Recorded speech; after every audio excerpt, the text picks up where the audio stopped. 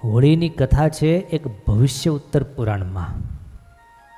કથા એવી કંઈક આવે છે, એનો ભાવાર્થ એવો છે કે ઢૂંઢા નામની રાક્ષસણી, શું નામ હતું? ઢૂંઢા નામની એક રાક્ષસણી બાળકોને હેરાન પરેશાન કરતી, એને મારી નાખતી હતી. તેને બીભત્સ શબ્દોથી નવાજીને ઠેક ઠેકાણે અગ્નિ સળગાવવામાં આવ્યો હતો. અને આ બધા જ અગ્નિની આસપાસ ભગવાનના મંત્રનો જપ કરે અને પ્રદક્ષિણા શરૂ કરે. એ પ્રથા શરૂ થઈ. ઓલી ઢૂંઢા નામની જે રાક્ષસણી જે હતી, જે બાળકોની હત્યારણી હતી, એનો સંહાર કરવાને માટે એ એકમાત્ર આગથી જ એનો નાશ થતો હતો. એટલા માટે લોકોએ ઠેક ઠેકાણે અગ્નિ પ્રગટાવ્યા અને અગ્નિને ફરતે ભગવાનનું નામ ઉચ્ચારણ કરતાં કરતાં પ્રદક્ષિણાઓ કરી અને પ્રથા શરૂ થઈ. ભગવાનના નામથી અને અગ્નિના ભયથી એ ઢૂંઢા નામની રાક્ષસણી ભાગી જાય છે. આ રીતે સતયુગના રઘુરાજાએ હોલિકા ઉત્સવ પ્રચલિત, કે સતયુગ સાથે આની લિંક લાગેલી છે. રઘુ નામના રાજા થયા અને એ રઘુ રાજા દ્વારા અત્યારે આપણે જે હોલિકા દહન વગેરે બધું કરીએ છીએ, એમાં એક કથા આવી પણ આવે છે. અને એ ઋતુ બદલાય છે આ સમયમાં, અને બાળકોને રોગ થાય છે. અને એ રોગ એ જ આ ઢૂંઢા રાક્ષસણી, બીમારી નામની આ રાક્ષસણી અગ્નિ છે એ રોગનાશક છે. પેટમાં જો અગ્નિ સારો પ્રજ્વલિત હોય તો પેટના રોગ નાશ પામે. જઠરાગ્નિ સારી હોય તો પેટના રોગ નાશ પામે. અને બહાર અગ્નિ સારું પવિત્ર હોય તો રોગ નાશ પામે. અગ્નિથી આવું આપણે ત્યાં વૈદિક માન્યતા છે. એટલા માટે અગ્નિ સ્વરૂપ સમીપ વૃક્ષનું ઠૂઠું બાળી અને રોગ શમન કરવામાં આવે છે. અત્યારે જે બધી હોળી પ્રગટાવવામાં આવતી હોય એ બધામાં તો જે મળે એ લાકડા કદાચ વપરાતા હશે, પણ મૂળ પરંપરા પ્રમાણે લાકડાઓ મોટે ભાગે શમી વૃક્ષના વપરાવામાં આવે છે. બીજી પણ એક કથા છે કે ભગવાન બાલકૃષ્ણ પરમાત્મા એના પ્રાણ લેવા માટે પૂતના જ્યારે આવેલી અને ભગવાને એનો નાશ કરેલો, ગોવાળોએ એના અતિ વિશાળ દેહને ટુકડા કરી અને ગામ બહાર લઈ ગયા, એને સળગાવીને આનંદ કર્યો. ત્યારથી પણ હોળી ઉત્સવ શરૂ થયો એવું કહેવાય છે. આ હોળીના ઘણા બધા આવા ઇતિહાસો છે. મોટે ભાગે આપણે બધા માત્ર પ્રહલાદજીના ઇતિહાસ સાથે જોડાયેલા હોય, પણ એ સિવાય પણ ઘણા બધા ઇતિહાસો છે.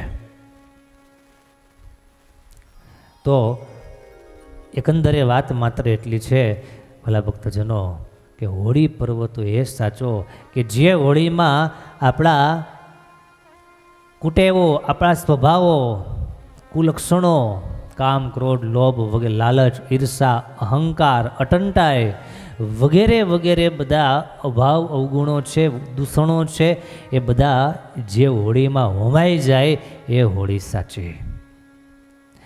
બાકી તો તમે પણ હોળી પ્રગટાવી હશે, તમારી સોસાયટી વગેરેમાં પ્રદક્ષિણાઓ કર્યા હશો, એ બધુંય કર્યા પછી પણ આપણામાં કોઈ ચેન્જ જો ન આવે, સ્વભાવમાં, વર્તનમાં પરિવર્તન જો ન આવે, તો એ બધી હોળી આપણા માટે એટલી બધી ઉપયોગી સાબિત થઈ શકે નહીં. બહુ નાની એવી વાત છે. આપણી પરંપરાઓ, આપણા ઉત્સવો છે એ માત્ર ને માત્ર ખાલી ભેગા થવાના પ્રસંગોનો બની જાય, માત્ર ને માત્ર મોજ શોખના મનોરંજનના અવસરોનો બની જાય, પણ એની પાછળ રહેલું તત્વજ્ઞાન, એની પાછળ રહેલું દર્શન, એનો પણ સ્વીકાર કરતા થઈએ તો ઓલા ભક્તજનો આ બધા પર્વો આપણા માટે બહુ ઉપયોગી અને બહુ લેખે લાગે એવું છે. માટે આ પર્વોને આવા આનંદ ઉત્સવ સાથે ઉજવીએ. મને કોઈ વડીલે વાત કરેલી કે સ્વામી, અત્યારે વર્તમાન સમયમાં સંતો કથા વાર્તા કરે છે, પણ એક વાત વિશેષ કરવા જેવી છે. પરિવારોની અંદર કુસંપની જે હોડીઓ જે સળગતી હોય એને પણ શાંત કરવા જેવી છે. હૈયાથી હોળીની શુભકામના, આવું બહુ સરસ કોઈ લખ્યું કે હૈયાથી હોળીની શુભકામના, પણ વચમાં થી કાઢી નાખો તો શું થાય? હૈયા હોળીની શુભકામના.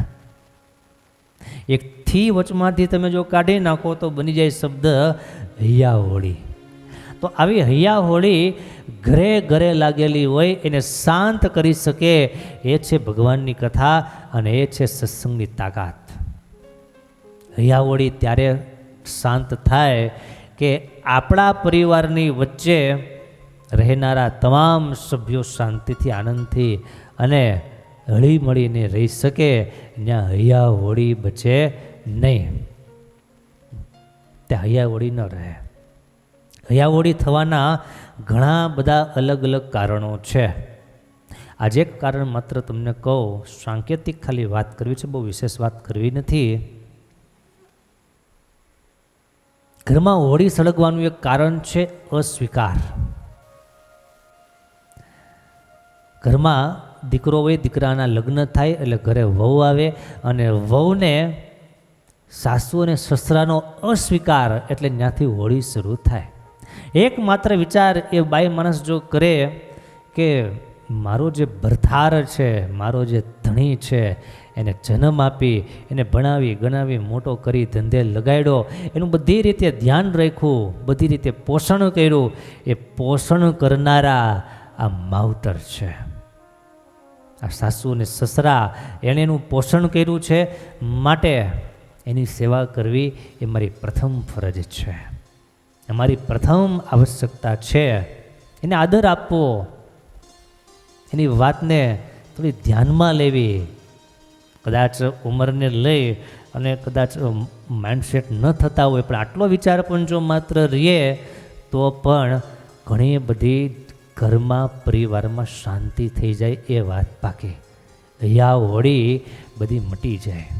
ટ્રાય કરજો. અને આ ટ્રાય એટલા માટે પણ કરવી કે તમારા ઘરમાં જેવી રીતે હોળી છે એવી જ હોળી બીજાના ઘરમાં પણ હોય. જે બાઈ માણસ પરણીના ઘરે આવી હોય તો એનું જે પિયર હોય ન્યાય પછી બીજી જ બાઈ આવી હોય. તો અહીંયા હૈયા હોળી શાંત થાય તો ત્યાં પણ હૈયા હોળી શાંત થઈ શકે અને કહી શકાય. માટે આ પ્રયોગ કરવા જેવો છે.